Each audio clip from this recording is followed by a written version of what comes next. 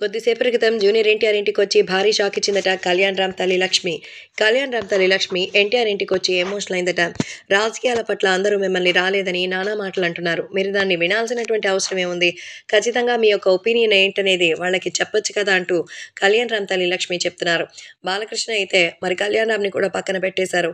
కానీ దానికోసం మిమ్మల్ని దూరం పెట్టాల్సిన అవసరం మాకు లేదు. మీ గురించి ఏంటనేదే హరికృష్ణ గారి మరణం తర్వాతే మాకు అర్థమైంది. సొంతమైనటువంటి వాళ్ళు పట్టించుకున్నటువంటి సమయంలో కళ్యాణ్ రామ్ కష్టాల్ని తెలుసుకొని సాయంగా నిలిచావు.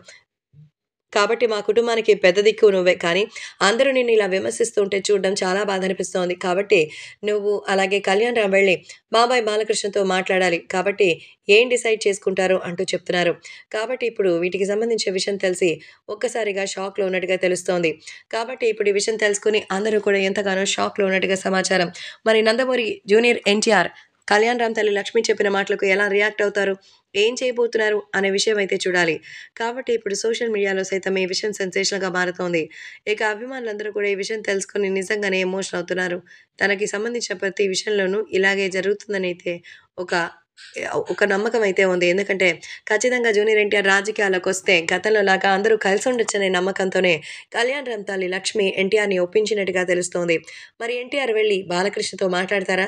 గతాన్ని మర్చిపోయి బాలకృష్ణ జూనియర్ ఎన్టీఆర్‌ని, కళ్యాణ్ రామ్‌ని తమ కుటుంబ సభ్యులుగా గౌరవిస్తారా అన్నది చూడాలి.